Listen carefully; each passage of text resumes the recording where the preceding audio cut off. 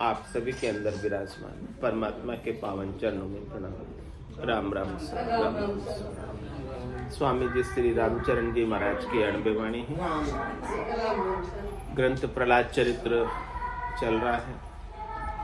प्रहलाद जी 5 वर्ष के बालक अपने पिताजी को ज्ञान दे रहे हैं और ब्रह्म के बारे में समझा रहे हैं। जो ज्ञान उनको गर्भ में नारद जी के सत्संग से प्राप्त हुआ था, वही ज्ञान अपने पिताजी को समझा रहे हैं। वेदागंबर विद्याबाना हरि बिन काई पढ़े ये आना। विद्या भगति राम को भजनो आन सकल कर्मन को तजनो। जे खल तुच्छ कर्म न अवगाहे ताही में सद्य फल को चाहे। सो सद्य फल नहीं पावे क्यों ही करी करी श्रम भर में के यूं ही।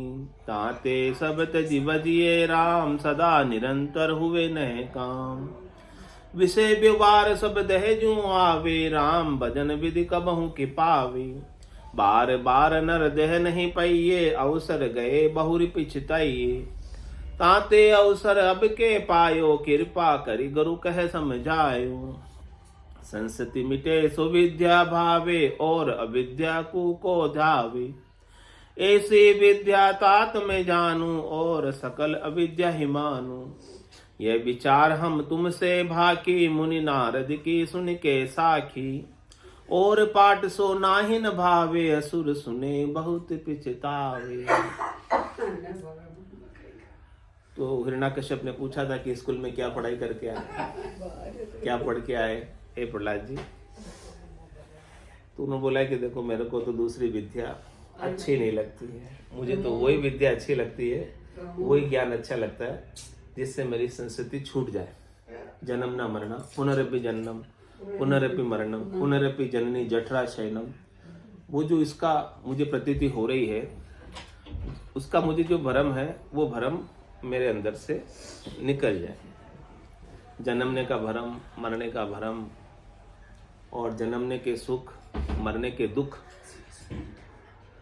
वो मेरे भीतर से मेरी बुद्धि में से इनका महत्व खत्म हो गया, इनका महत्व नहीं बना। हम सुखी दुखी क्यों होते हैं? क्योंकि हमारी बुद्धि में उस चीज का महत्व है। जिस चीज का हमारी बुद्धि में महत्व नहीं है उसके लिए हम दुखी नहीं होंगे। कोई नकली चीज ले जाए गहना, वो वह दुखी नहीं होते ज्यादा। असली ले जाए तो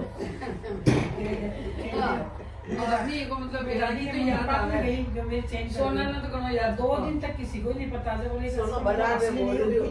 नहीं तो घर में नाम हो जाता है। बोल रहे हो नाम नहीं लेना। नकली चेन पहन की जो बोले दादी मंगल में कटी। अब 2 दिन तक कोई नहीं बोल तो चल ऊपर से एक दिन में राम चेन वाली कटी और जब बोला नकली चेन लिए कोई नहीं बोल रहा था, असली होता तो मैं नहीं बोल सकता। तो महाराज कहने के ऐसे हमारी बुद्धि के अंदर संसार नकली लग जाना चाहिए, असली नहीं लगना चाहिए। ये सारा संसार है ना, सब आपको नकली लगे। वो नकली की कितनी ठावस है आपके अंदर। हाँ, तो वही ठावस रहनी चाहिए आपके अंदर कि ये पूरा संसार है ना नकली सोने की चेन है, असली नहीं। असली भी है तो भी नकली है। मैंने कोई गंदी चीज दिखा तो वो सोचो नकली क्यों है? क्योंकि इससे अपन रख नहीं सकते, हमेशा थोड़ी रख सकते आप इस संसार को। या तो आप छोड़ के चले जाओगे या वो आपको छोड़ के चले जाएंगे। 2 में से एक ही होगा ना, 2 में से। या दोनों का संयोग हमेशा बना रहेगा।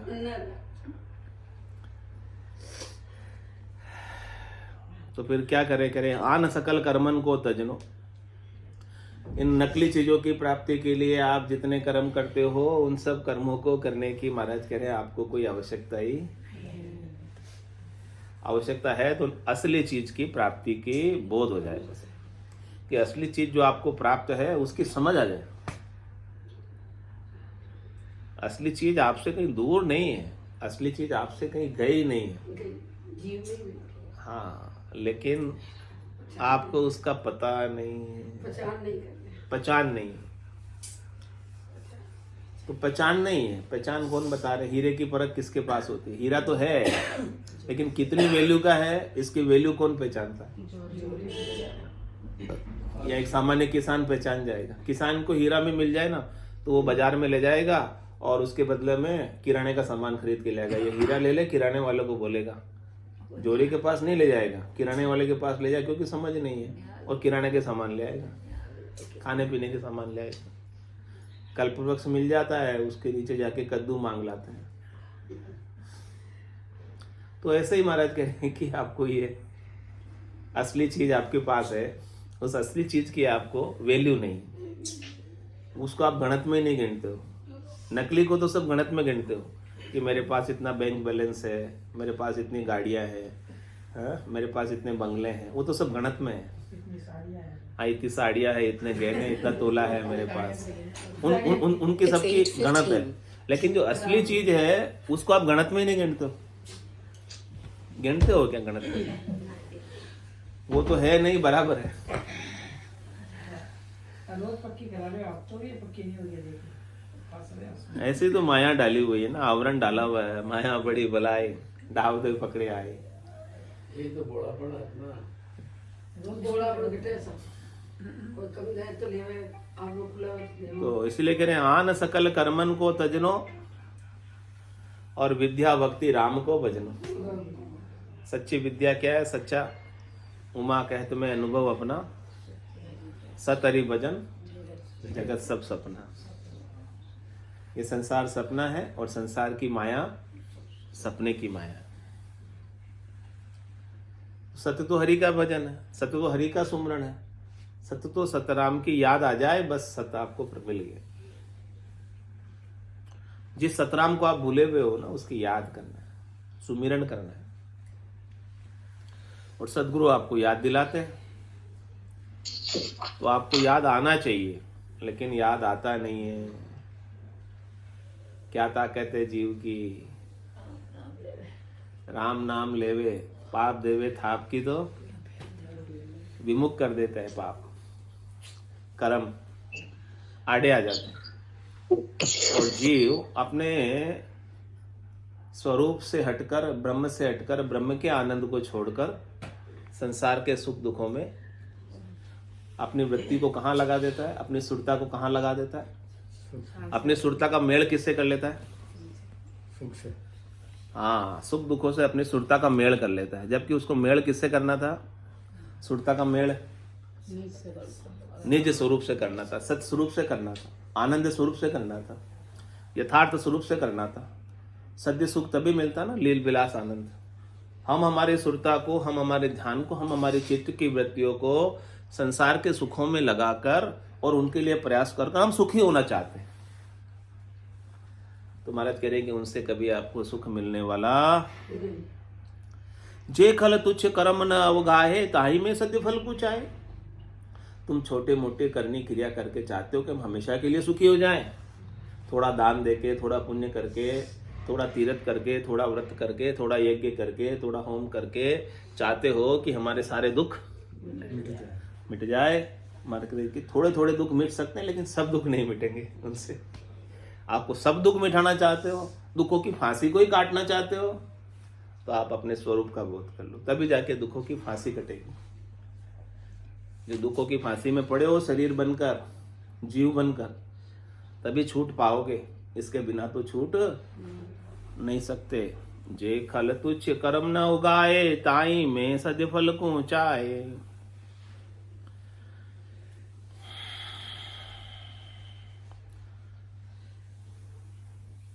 सो सद्य फल नहीं पावे, क्यों ही करी करी श्रम भर में ते यूं ही। उनको हमेशा फल नहीं आएंगे। आप पेड़ भी लगाओगे ना तो फल उस पे हमेशा ही आते हैं, है ना? पेड़ पे लगाने के नहीं आते हमेशा।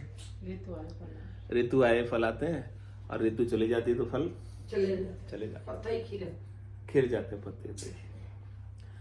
तो वो क्षणिक फल मिलेंगे आपको इन सब चीजों को करने का।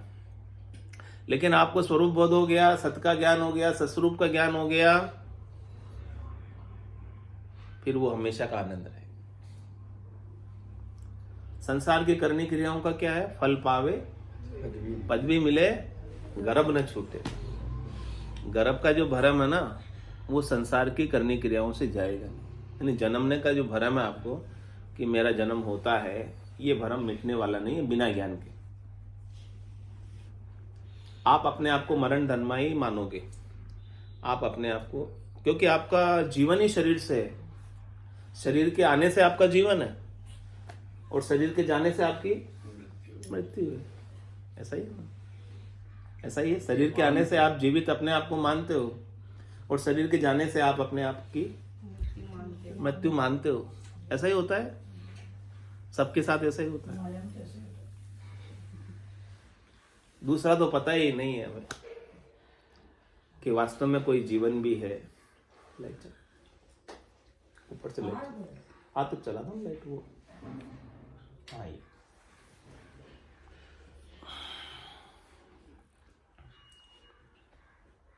तो आप हमेशा रहते हो इसका तो आपको पता ही नहीं है। आप मरते ही नहीं हो इस बात का तो आपको पता ही नहीं है। इस शरीर से पहले भी आप कोई दूसरे शरीर में थे और ये शरीर मरने के बाद भी आप कोई दूसरा शरीर धरोगे तो आप मरे कहाँ? मरा कौन फिर?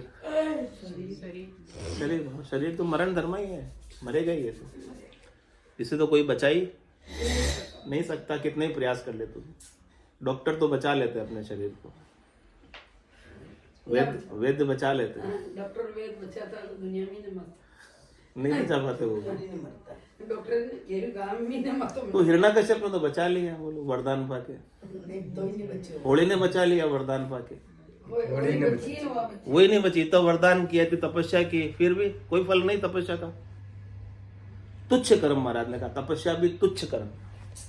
इतनी जबरदस्त तपस्या की, कितने सालों की, क्या कहा? तुच्छ। क्योंकि वो तपस्या उसके शरीर को बचाने में काम नहीं आई। न होली बची और न हिरण्यकश्यप बचा। बोलो बच्चा तो पहला ही बचा। ज्ञान हो गया इसलिए बचा। असली शक्ति की मस्त। तो कह रहे हैं कि करी करी श्रम भर में ते यूं ही तुम श्रम करके, तपस्या करके, श्रम करके कठोर भरम में पड़े हो कि मैं सुखी हो जाऊंगा, मैं मरूंगा नहीं, मैं अपने शरीर को हाँ बचा लूंगा। उसके लिए कितने श्रम करने पड़ते हैं। तो महाराज कह रहे हैं ये भी आपका एक भ्रम है। इस भ्रम को भी अपनी बुद्धि में से निकाल लेना। तो फिर क्या करें महाराज? कह रहे अब करें क्या? आपने बुलाया जैसे ताते सब तजी बजिए राम, सदा निरंतर हुए नह काम। इसलिए सब कुछ छोड़कर आप तो क्या करो? राम जी का भजन करो, राम जी को याद करो, सतराम का, और अपने अविनाशी स्वरूप का भान कर लो। आप अविनाशी हो इस बात को आप जान लो, समझ लो, पक्का कर लो। आप नहीं मरते हो इस बात को आप पक्का कर लो अपनी समझ में।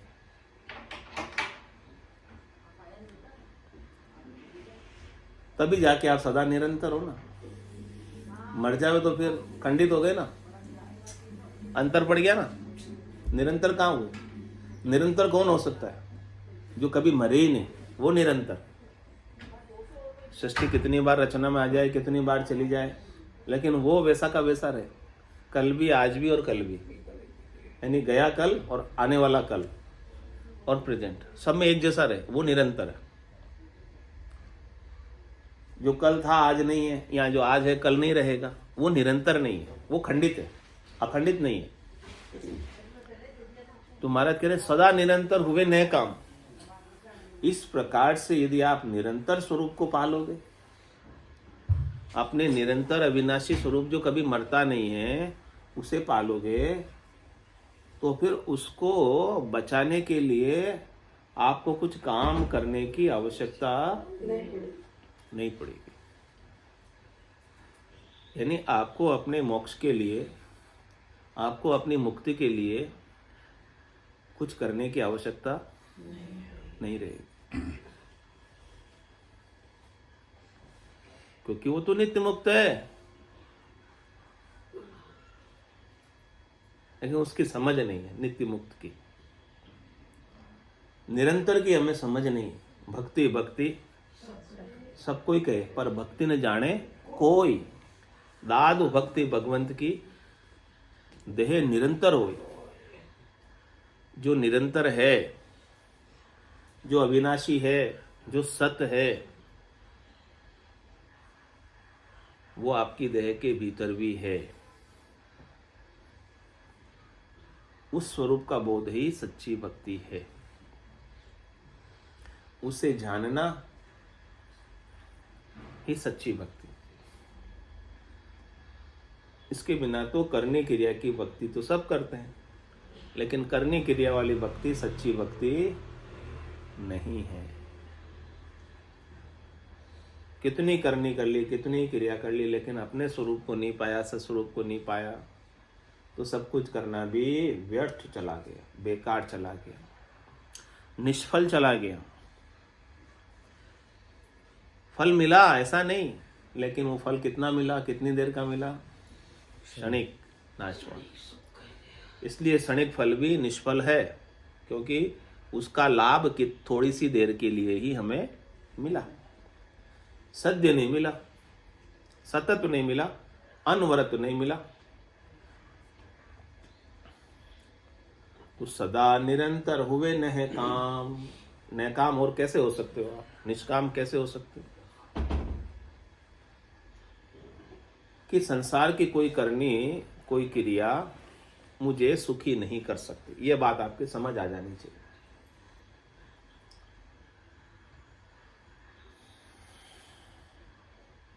और संसार का कितना ही धन प्राप्त हो जाए तो मैं उस धन से मेरा एक भी कुछ आत्मा का स्वरूप, एक भी कुछ उससे बढ़ेगा नहीं। यानी मेरा कुछ नहीं बढ़ेगा उसमें से, कितना ही धन आ जाए तो। और कितना ही धन मेरा पास है और वो चला जाए, उसमें से मेरा एक भी घटेगा नहीं। तभी तो निष्कामता आएगी। बढ़ता है और घटता है ऐसा लगेगा आपको वास्तव में सच्चा, तो आप सकामता रहेगी, तो बढ़ाने का ही प्रयास करोगे। और घटेगा तो फिर दुखी होगे, जाएगा तो परेशान हो जाओगे, और आएगा तो खुश हो जाओगे, हर्षिता हो जाएगी, क्योंकि धन के आने से आप मोटे हो रहे हो और धन के जाने से आप छोटे हो रहे हो। ऐसा ही हो रहा है ना। तो हमारी बुद्धि में धन का महत्व कभी घटने वाला ही नहीं है। हम में निष्कामता कभी आने वाली ही। ये बात जब तक समझ नहीं आएगी कि धन से मैं मोटा नहीं होता,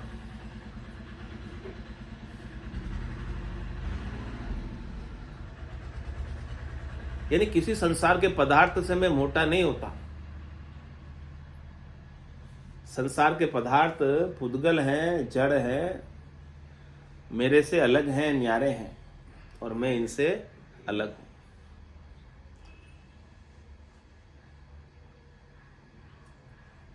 ये मुझे सुखी नहीं कर सकते, ये मुझे मोटा नहीं कर सकते। इस प्रकार का हमारी बुद्धि के अंदर विवेक जग जाए, समझ आ जाए, तभी आपके अंदर निष्कामता का बोध होगा। कामनाएं आपकी, आशाएं, तृष्णाएं, मनोरथ, संकल्प, विकल्प सब तभी मिटेंगे।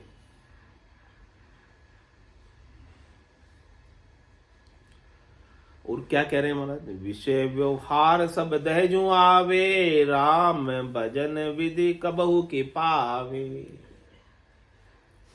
कि आपने कौन सी देह ऐसी नहीं धरी जिसके अंदर आपने शब्द, रूप, रस, गंध, स्पर्श, पंच इंद्रियों का भोग नहीं किया, इनके सुखों का भोग नहीं किया। बताओ कौन सी देह ऐसी धरी आपने जिसमें आपने ये भोग नहीं किया?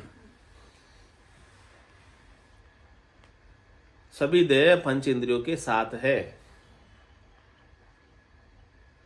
और सभी देह के महाराज ने कहा कि पशुओं के भोग के सुख भी वैसे ही है जैसे मनुष्यों के हैं, और मनुष्यों के भोग के सुख भी वैसे ही हैं जैसे देवताओं के हैं, और देवताओं के भोग के सुख भी ऐसे ही हैं जैसे राक्षसों के।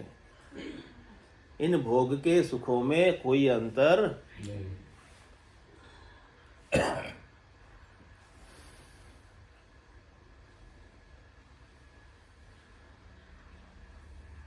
तो सभी शरीरों में आपने जाकर 5 विषयों के सुख लिए। कोई शरीर ऐसा नहीं है जिसमें आपने ये सुख नहीं भोगे, और भोगते भोगते कितना समय बीत गया, अनंत काल बीत गए। नदी में रेत के कणों की गिनती वैज्ञानिक कर ले, हम तो नहीं कर पाते, लेकिन ऐसा कोई साइंस डेवलप हो जाए। लेकिन इस जीवात्मा ने कितने शरीर धरे उसकी कोई गिनती, और कितने शरीर धरकर कितने कर्म किए इन सुखों के भोग के लिए, वो भी अनगिनत।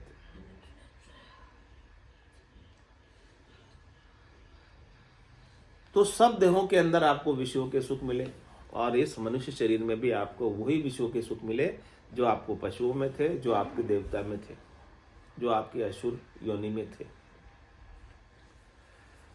फिर मनुष्य देह को विशेष क्यों कहा, सब देहों से उत्तम क्यों कहा, श्रेष्ठ क्यों कहा?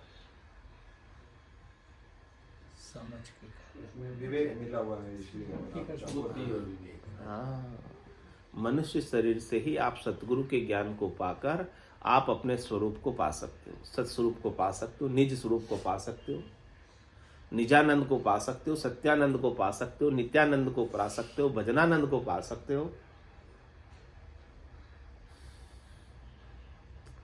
अनंत आनंद को पा सकते हो, निर्भय हो सकते हो, निश्चिंत हो सकते हो, निश्चोक हो सकते हो, निडर हो सकते हो, निशंक हो सकते हो,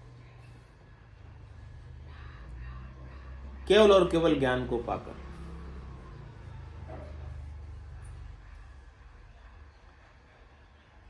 बाकी सब योनियां भोग योनि है।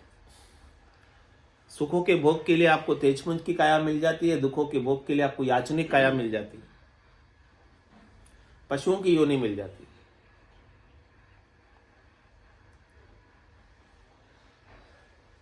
लेकिन मनुष्य शरीर आपको परमात्मा बनने के लिए मिला, नर से नारायण बनने के लिए मिला है, आपको अपने असली स्वरूप को पाने के लिए मिला है। आपका असली स्वरूप क्या है? आपका असली स्वरूप परमात्मा है, आपका असली स्वरूप सत्य स्वरूप है।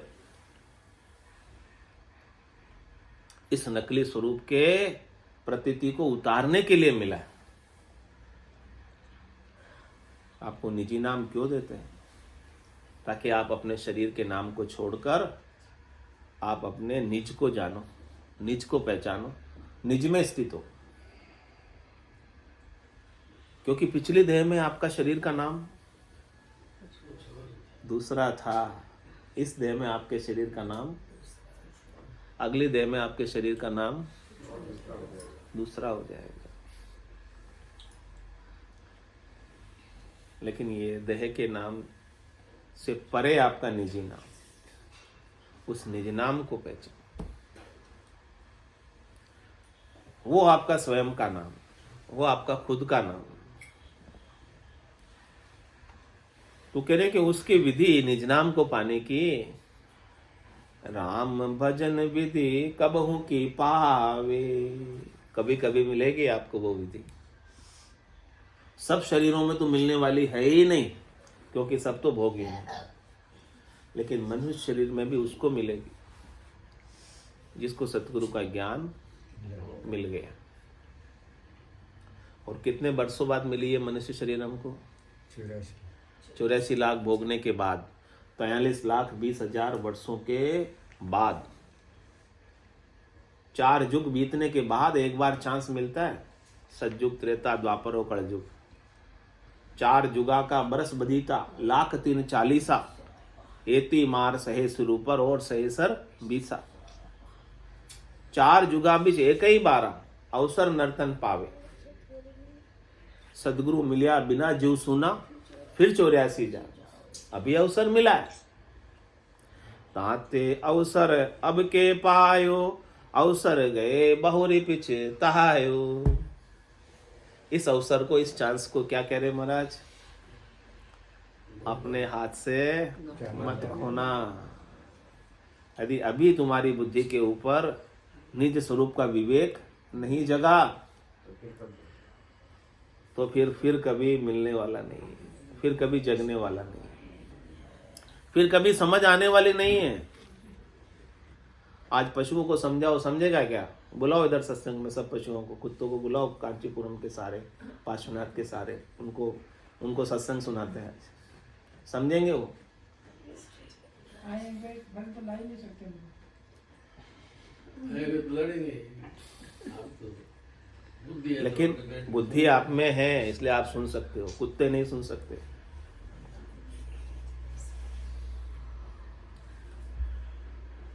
तो विषय व्यवहार तो भोग सकते, कुत्ते भोगते ही है, देखते हैं अपन। जैसे मनुष्य भोगते हैं वैसे ही कुत्ते भोगते हैं। तो विषय व्यवहार सब देह जू आवे, राम भजन विधि कबहू की पावे। ये विधि कुत्तों को नहीं मिलेगी, और आप मनुष्य होकर भी ये विधि नहीं पाते हो तो कुत्तों की मौत मरोगे।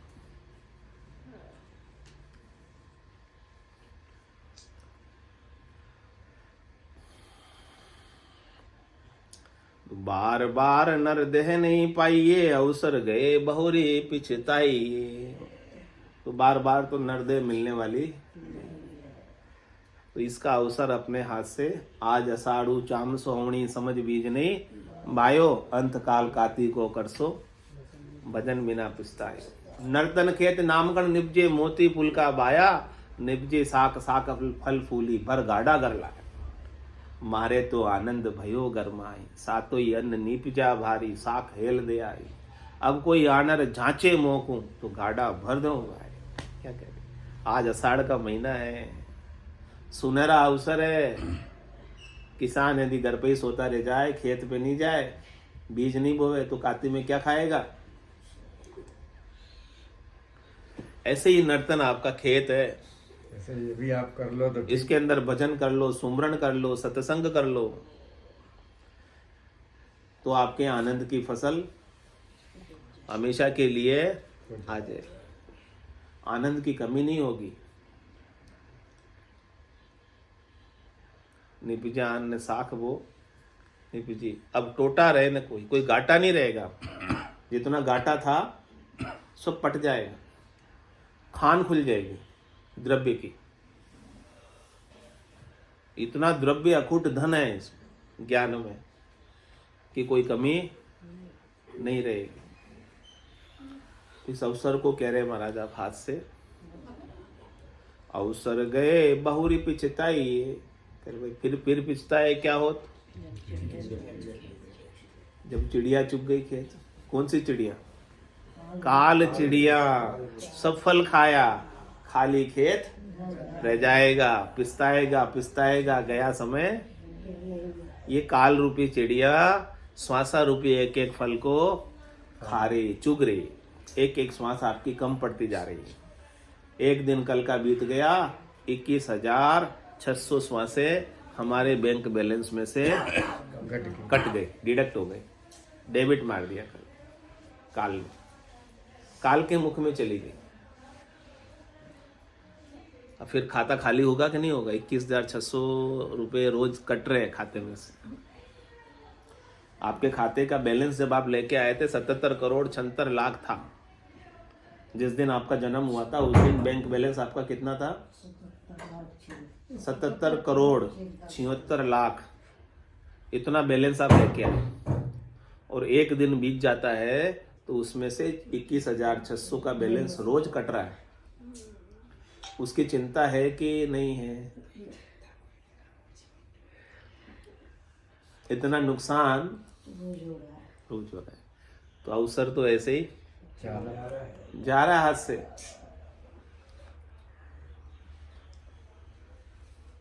ताते अवसर अब के पायो, कृपा करी गुरु कह समझायो। सदगुरु की हमारे पर बहुत कृपा है, मेहर दया है। हमें समझा रहे हैं, नहीं तो ऐसे समझाने वाले भी कोई नहीं। उलझाने वाले तो सब मिल जाएंगे आपको। उलझाने को सैकड़ों जगह, समझावे कोई जन बिरला। कोई बिरले ही जन मिलेंगे आपको ऐसी बात समझाने वाले, बाकी सब आपको उलझाने वाले ही मिलेंगे, जो आपको संसार में प्रवृत्ति पसारे में, राग द्वेष में, तेरी मेरी में, काम क्रोध लोभ में, अहंकार में उलझाएंगे। तो आप यहाँ उलझने आए हो, सुलझने आए हो? और उलझाड़ कितनी लेके आए साथ में? 100 मन उलझो सूत, सूत को कौन सुलझावे? कितना सूत उलझा हुआ हमारा? 100 मन। तो कृपा करी गुरु कहे समझायो, कृपा करके सदगुरु हमको ऐसी अद्भुत विलक्षण बात समझा रहे।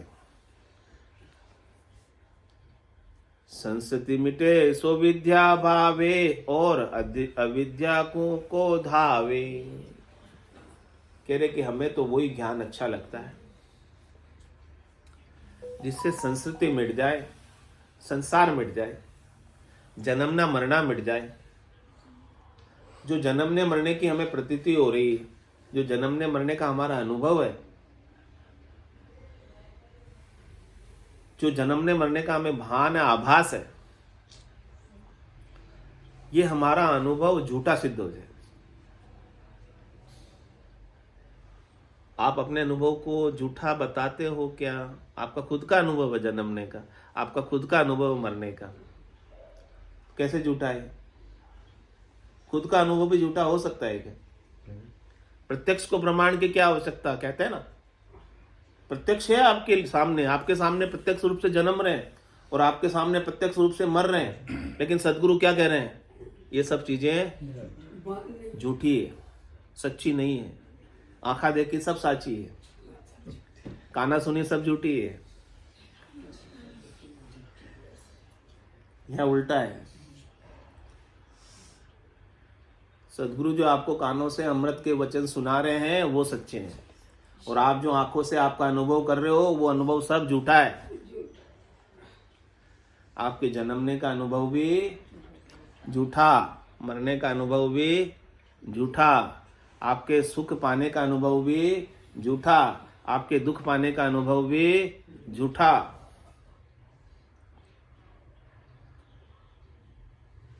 अनुभव कौन करता है? आपका मन करता है, आपकी बुद्धि करती है, आपका चित्त करता है, आपका अहम करता है। तो ये खुद ही झूठे हैं सब। तो इनके द्वारा किए गए अनुभव भी झूठे।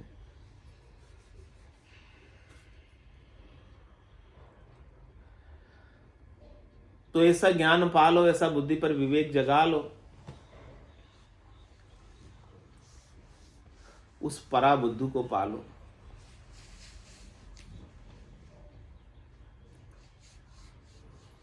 जिसको पाने के बाद सब कुछ आपको संसार झूठा लगने लगे, सच्चा न लगे। वो विवेक जगने पर ही संस्कृति मिटेगी, आवागमन मिटेगा। आवागमन आपके लिए भ्रम हो जाएगा, जन्मना मरना आपके लिए भ्रम हो जाएगा। जन्म मरण दिखते हुए भी आप इससे अलग हो। आवागमन दिखते हुए भी आप कहीं आते नहीं हो, आप कहीं जाते, आप सर्वत्र रहते हो। आपके बिना एक सुई की नोक की बराबर जगह भी खाली। ऐसा आपका स्वरूप है, ऐसी आपकी सत्ता है, ऐसे आप सत हो, ऐसे आप अगाध हो। इस अगाध का बोध कब करोगे?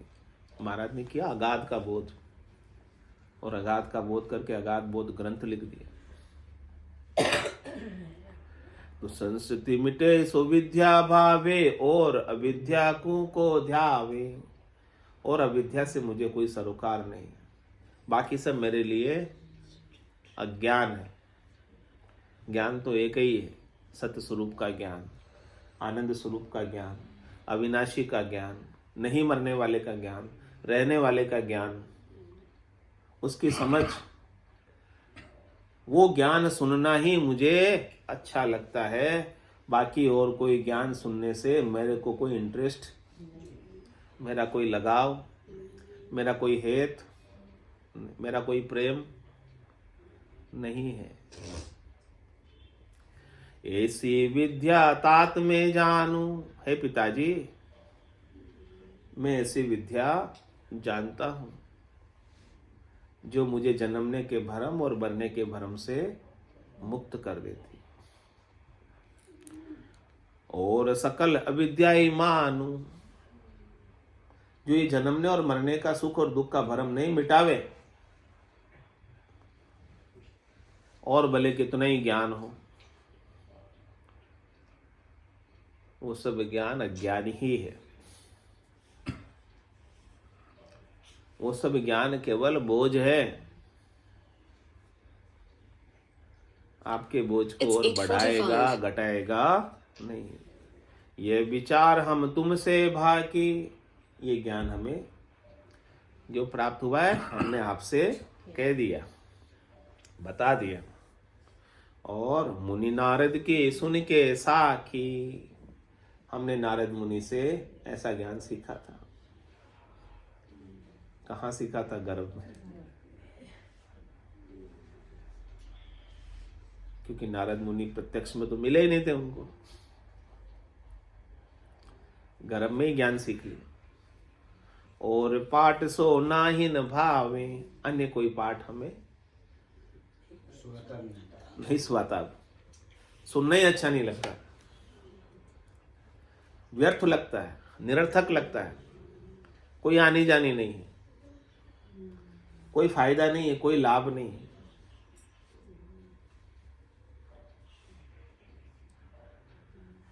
असुर सुने बहुत पिछतावे, ऐसी बात हिरण्यकश्यप ने जब सुनी